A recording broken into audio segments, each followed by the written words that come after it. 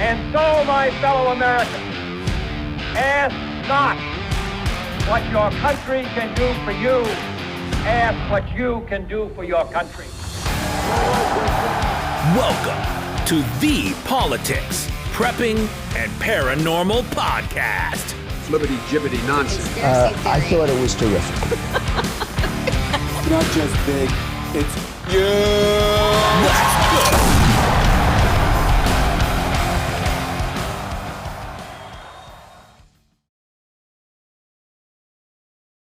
Welcome, and thanks for listening to the Politics, Prepping, and Paranormal Podcast. My name is Jeff Morey, and I am your host. Before I dive into this week's episode, I wanted to first talk about a couple of big things that happened recently for my show.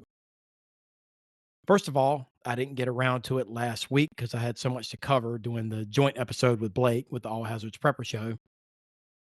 But you may have noticed that I have a brand new logo. I have to take a minute and give a huge shout out to my man, Jared Johnson, for coming up with my new design. I always brag about my intro music and tell people I truly believe I have one of the best intros in podcasting. And well, now I have one of the best logos as well. So thank you, Jared. It looks awesome. And it's just the first of some big things to come for the Politics, Prepping, and Paranormal Podcast. You can find Jared on TikTok at King Sosa. So look him up and give him a shout out.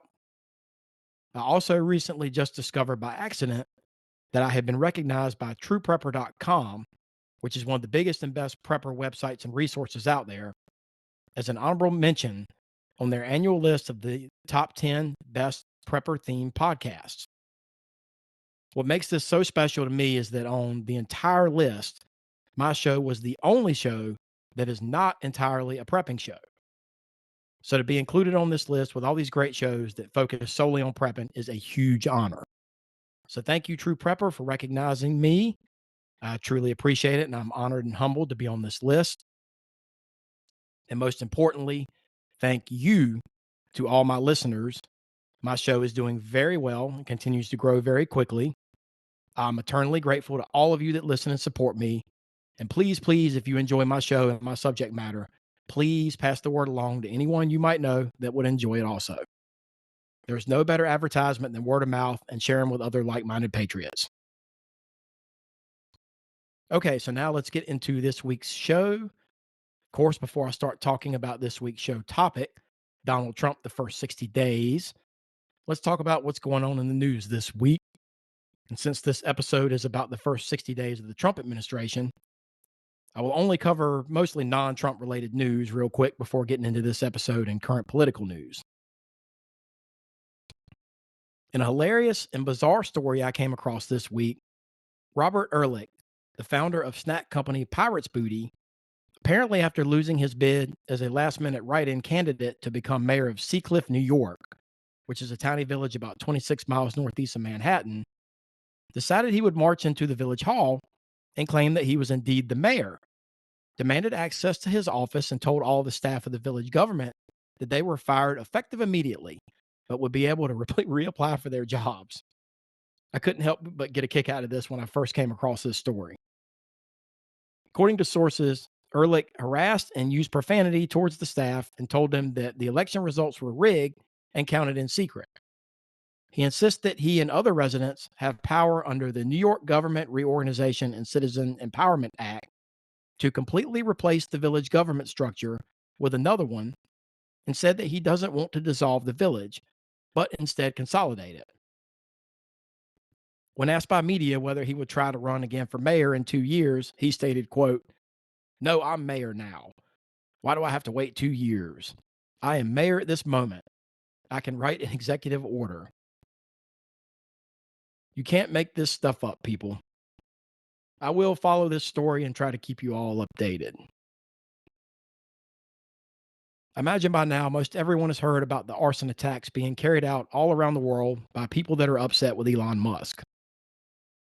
Well, in the US at least, arrests have been made and charges have been brought up against 3 violent arsonists that attacked Tesla dealerships in Oregon, Colorado, and South Carolina. In a statement issued this week, new Attorney General Pam Bondi said, quote, The days of committing crimes without consequence have ended. And let this be a warning. If you join this wave of domestic terrorism against Tesla properties, the Department of Justice will put you behind bars. Bondi has said that all three individuals will face the full force of the law and that they will each face charges that carry sentences of up to 5 years in prison. As of the airing of this show, their names have not yet been released. Elon Musk said Thursday on X that Tesla has increased security and activated Sentry Mode on all its vehicles at their dealerships.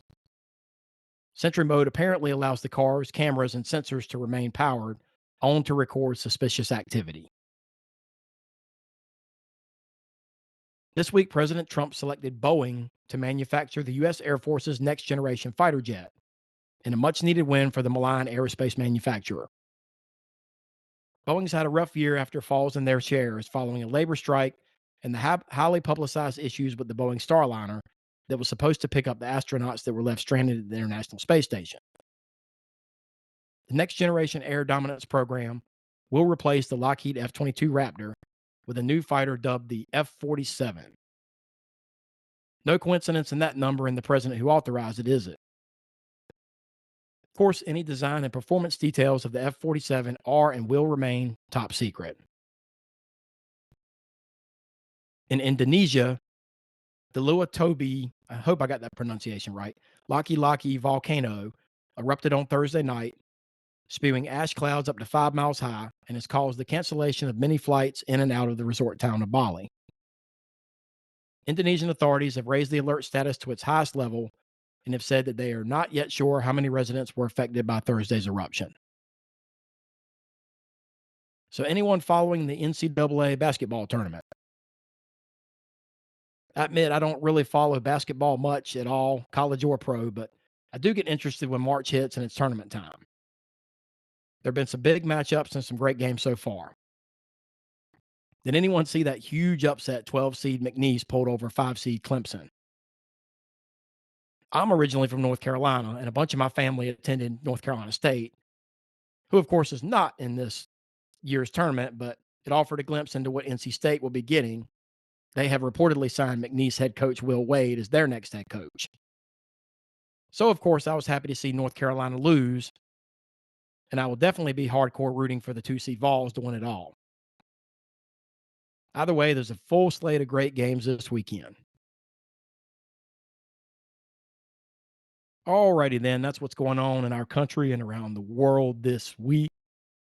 It's time to talk about our current and 47th president, Donald J. Trump, in his first 2 months in office. So if I asked you right now on a scale of 1 to 10, how do you think he's doing? What would you say? I'm sure that's a very polarizing question, and depending on who you ask, you'll probably get a huge variance in your answers. I tend to feel like as a country, we're more divided than ever, where most everyone is either left or right, Democrats or Republicans, and there just aren't that many moderates left anymore. Even extremely famous and important people, such as Elon Musk, who I used to consider moderate, have aligned themselves fully with either the left or the right.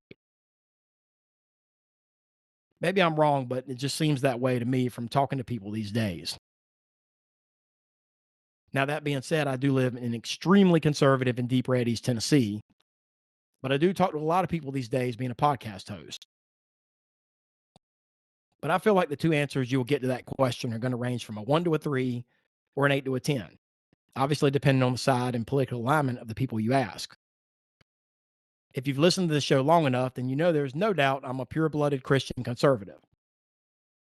I've stated many times before that I've been a Trump voter and not necessarily a Trump supporter. The reason being, I don't believe in his first term he did everything he said he was going to do and did not keep all of his promises. Now, I give him the benefit of the doubt because it was his first term and his first time ever serving in a political office of any kind, much less the President of the United States. But this time I feel like things are different. In his first 60 days in office, Trump has done more than any president in history, making drastic changes to almost every department of the federal government. So for my money, I'll give him an 8.5 out of 10 so far. And that's a big so far because we still have another 3 years and 10 months of his second term, people. And I apologize if I'm causing liberal tears by reminding you of that. In his first 60 days in office, Donald Trump has drastically reshaped the political, cultural, and political landscape. While not everyone, who am I kidding? Very few people will agree on what he has done. There's no question he has firmly put his stamp on his second and final term. So let's take a closer look at what exactly he has done in his first 60 days in office. In his very first day in office, Trump issued pardons for over 1,500 people convicted on the January 6th riots, halted the then imminent ban on TikTok, renamed the Gulf of Mexico the Gulf of America, signed 26 executive orders dealing with immigration, the federal workplace, climate, organized crime, recognizing only 2 genders at birth, and possibly the most important, withdrawing the U.S. from both the Paris Climate Accords and especially the World Health Organization. And that was just on his first day. In the remainder of his first week, he told the media he was considering shutting down FEMA, the Federal Emergency Management Agency, fired 15 inspector generals of different cabinet agencies, warned federal workers about the noncompliance of following his directives aimed at completely eliminating DEI, diversity, equity, and inclusion programs in the federal government, issued his very first round of sanctions against Colombia after Colombian President Gustavo Petro said he would not accept deportation flights from the U.S. That didn't last long, and first began the ongoing court battle over birthright citizenship. His first week was also when he attended the highly publicized inaugural prayer service, in which the female bishop decided she would give her 2 cents and get political, asking Trump to have mercy on the LGBTQ community and illegal immigrants. The remainder of his first month in office would see Trump signing an executive order to ban transgender people from serving in the military.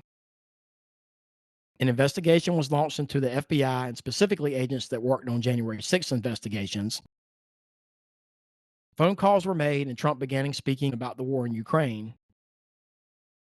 The very first round of tariffs was imposed on Mexico, Canada, China, and on all steel and aluminum imports into the U.S., which he later would delay the ones against Mexico and Canada. And he signed an executive order seeking to eliminate racial indoctrination, review school funding, and reestablish the 1776 Commission, which Trump and conservatives claim is to promote a patriotic education and end racial indoctrination. And liberals claim distorts accounts of how our founding fathers discriminated and oppressed slaves and those who opposed them. On February 4th, in a press conference with Israeli Prime Minister Benjamin Netanyahu, Trump stated that the U.S. could potentially take over the Gaza Strip in Israel if necessary, and infuriated Democrats who slammed his statements as dangerous and insane. I got a good laugh when I heard that he had revoked the security clearances of many top Democrats, including Anthony Blinken, Letitia James, and Joe Biden himself. I wouldn't worry too much about Joe Biden. I doubt he would even remember anything he saw long enough to run back and tell Barack Obama, George Soros, or any of the people who were running his shadow administration anyway. Also in Trump's first month in office, on January 29th, was the tragic plane crash that involved the passenger jet traveling from Wichita, Kansas, that collided with the military Black Hawk helicopter from Fort Belvoir on a training exercise that killed 67 people. This again created a firestorm between Democrats and Republicans after Trump cited Joe Biden's DEI hiring policies and reports of inadequate staffing levels at Ronald Reagan National Airport. What I found interesting after looking into the crash a little more was that Captain Rebecca Lobach, one of the pilots that was killed, was a former Biden aide and had spent some time at the White House.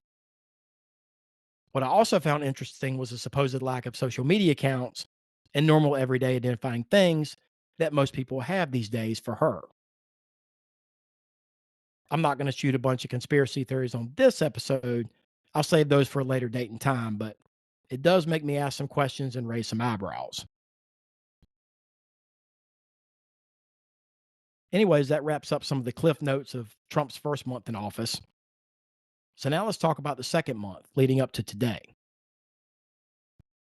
Starting around week 5 of his current administration, many federal workers from different agencies who were on their probationary periods were terminated after DOGE began instituting its cuts into wasteful federal government agencies and spending. I'll talk about more about this later on in this show.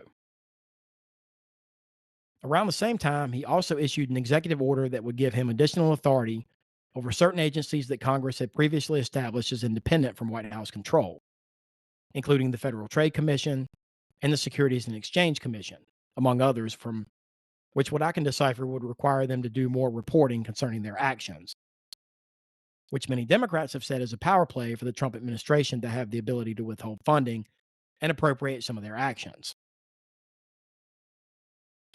On February 20th, Trump, Elon Musk, J.D. Vance, and others attended the Conservative Political Action Conference, in which Elon came out with a chainsaw that was gifted to him by Argentinian President Javier Milei. If you've heard the liberal media running wild with the talk about the Hitler-esque fascist salutes, well, this is where that all started. The next day, the Associated Press sued the Trump administration for blocking them from attending press conferences for not referring to the Gulf of Mexico as the Gulf of America. In the next few days, DOGE submitted a request to all federal agencies to give 5 examples of what they had accomplished in the last week, which I will admit seemed to orchestrate a great deal of confusion within the different agencies on if and how to respond, with the directors of some agencies telling their employees there was no need to respond, while others told their employees they had to respond. On February 26th, Trump's entire cabinet gathered for the first time, and Elon Musk spoke in great length about DOGE and some of their actions. And then there was the February 28th infamous meeting between President Trump, J.D. Vance, and Ukrainian President Volodymyr Zelensky that has generated countless memes and reactions. Zelensky came to D.C. to meet with Trump to discuss signing a precious minerals deal and to talk about the war in Ukraine and, of course, plead for more U.S. money and support. I still can't believe Trump made the comment to Zelensky in front of reporters telling Zelensky he was glad to see you dressed up for their meeting. If you listen to my show long enough, you know how I feel about Ukraine and the cash flow of American tax dollars. Most of the news in the next few days would relate to Ukraine and the botched meeting between the world leaders. And on March 4th, Zelensky would issue a statement saying he was ready to work constructively under Trump's strong leadership. This came on the same day that Trump would meet with a joint session of Congress, and Representative Al Green would be thrown out for heckling Trump during his speech. You still with me? I've reported in my news stories about Mahmoud Khalil, the Columbia University student activist who organized protests against Israel. On March 10th, he was arrested and sent to a detention center in Louisiana. His case is still pending and has been moved from Louisiana to New Jersey. Most of the news in the following days would further revolve around the ongoing tariff war, with tariffs on steel and aluminum taking effect. And on March 13th, he threatened imposing 200% tariffs on wine and champagne from Europe. The next days leading up to this week and the airing of this show would see a lot of the news and actions related to the arrest and deportation of Venezuelan illegals, many of which are suspected members of the gang Tren de Aragua, who were arrested and deported to a maximum security prison in El Salvador. Currently, the Trump administration is deep into a legal battle with U.S. District Judge James Boasberg, who has issued a court order for the flights to stop and block further deportations. Republicans are rallying and threatening to impeach Boasberg, including Colorado Representative Lauren Boebert. On Thursday, Boasberg said that the Trump administration had missed a deadline issued to disclose information on flights to El Salvador, including how many individuals were on them, where they landed, and where they took off from and what time. And also in the past few days, Trump issued yet another executive order dismantling the Department of Education, following up on another one of his campaign promises. In order for this to happen, it will require the approval of Congress and come up for vote. President Trump has vowed to find, quote, something else for her to do for his cabinet pick for Education Secretary Linda McMahon. Personally, I have zero problem with this. I think the same train of thought applies to this as it does to so many other facets of the federal government. I believe that a great deal of decision-making power on most issues needs to go back to the states. We should always support and follow the Constitution, but states should be allowed to more or less govern themselves and make their own decisions about what is right and wrong. Why? People can then choose to live where they want based on how each state is governed. You don't like how schools are run in the state you live in? Move to a state where you do. You don't like the taxes in the state you live in? Move to a state that you do. I think this will be the ultimate tell-all as to which party and who runs the government better. Decentralized big government. There always needs to be a Supreme Court in the federal government, but to me, their decisions shouldn't always be so far-reaching and paramount. I do believe all inalienable rights are not up for discussion, and I stand by my Christian morals and values. But the things that my God does not say are resolute should be able to be decided by the people that live in that state or area. All right, I think that hopefully covers everything, at least the important noteworthy stuff that Donald Trump has done in his first 60 days in office. So what are my thoughts on it all? Well, I've stated before and I will state again. I voted for Donald Trump 3 times now. For the most part, I like what he's doing, and I think he means well and trying to do the right thing. Is he perfect? Absolutely not. There are a few things that stand out to me I've noticed I figured I would talk about and pick on him about during his first 60 days. The first thing that stands out to me is the tariffs. I understand what he's trying to do with the tariffs. I really do. But the flip-flopping on what he says he's going to do and what he actually does needs to stop. For me, it's simple. I 100% support American industry, agriculture, and manufacturing. I want to see it thrive again, and I want to see us have the strongest economy in the world. It's very simple for me. And I'm sure there are plenty of economists that would give me 1,000 different reasons for why what I'm about to say doesn't make sense. But install and mandate the reciprocal tariffs you said you were going to do. Plain and simple. One country imposes a tariff on a U.S. good. We impose a reciprocal tariff back on the same said good. Stick with it, don't waver, and hold fast. Stop with the flip-flopping, and I'll exempt automotive products after I have a conference call with my biggest auto manufacturers. No exemptions, no exceptions. Number 2, I really haven't had a chance to dig too deep into this, so I'm just going to say if any of it's true, it needs to stop. I read a report that baseball legend Jackie Robinson's record of his military service had been erased from federal websites after implementation of some of Trump's anti-DEI policies. I also saw that it had been reinstated. We all know Trump is seeking to end Pride Month, Hispanic Heritage Month, Black History Month, and others. Personally, I don't have a problem with this.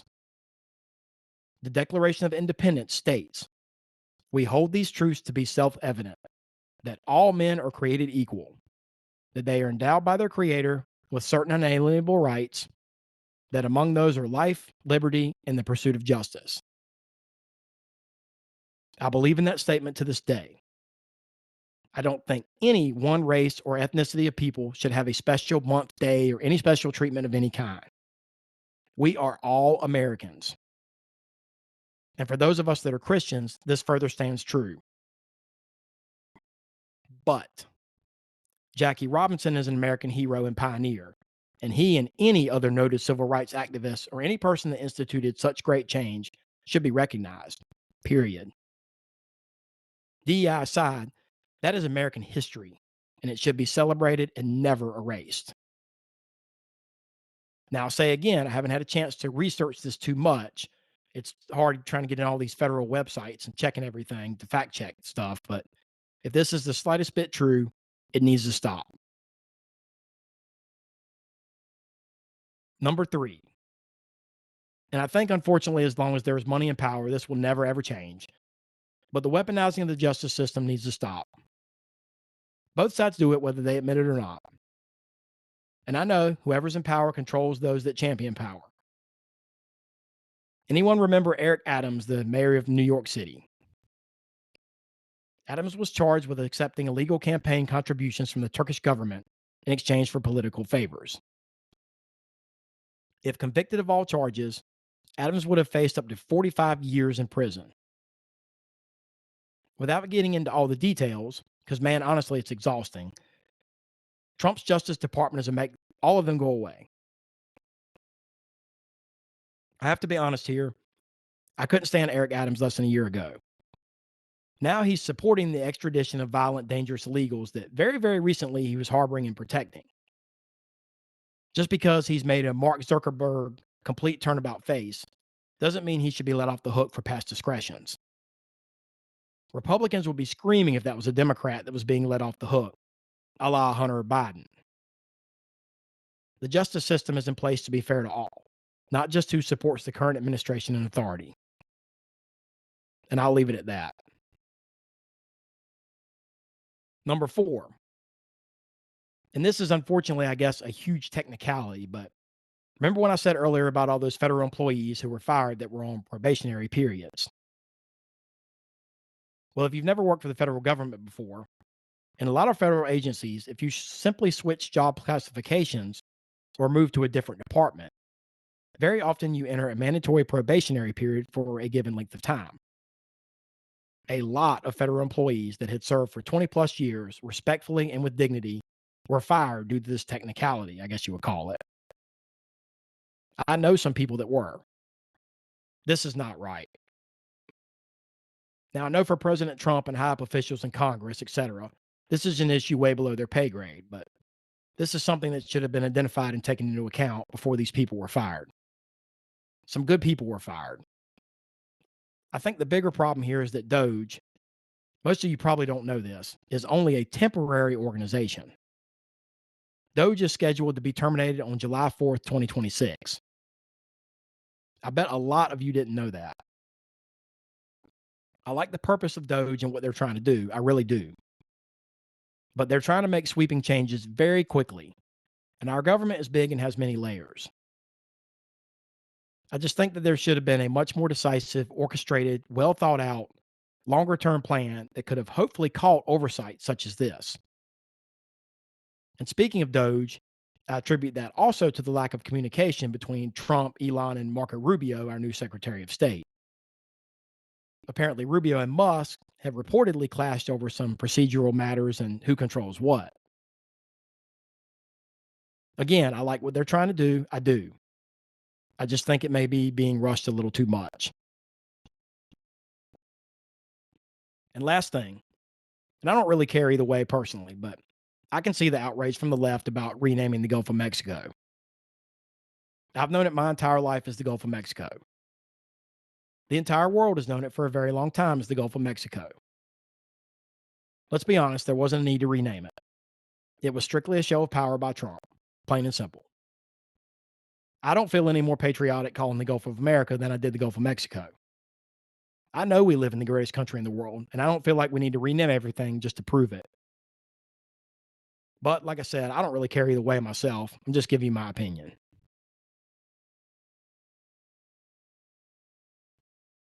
All right, folks, that's it for this week. I will say, overall, I think Trump's doing exactly what he said he was going to do and what I voted for the most part in this term.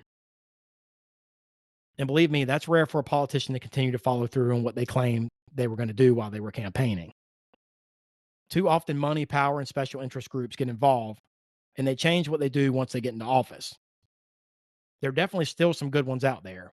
I interviewed one a few weeks ago, and I hope to interview a few more in the coming months. Okay, that's my show for this week.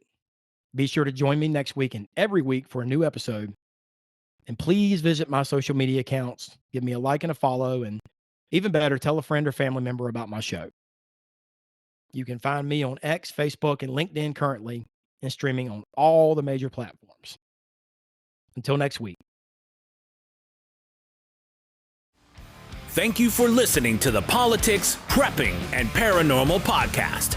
Your source for real news and analysis on politics, prepping, paranormal, conspiracy theories, and the volatile state of the world we live in. Tune in next week and every week for a new episode, and stay safe, stay healthy, and stay vigilant.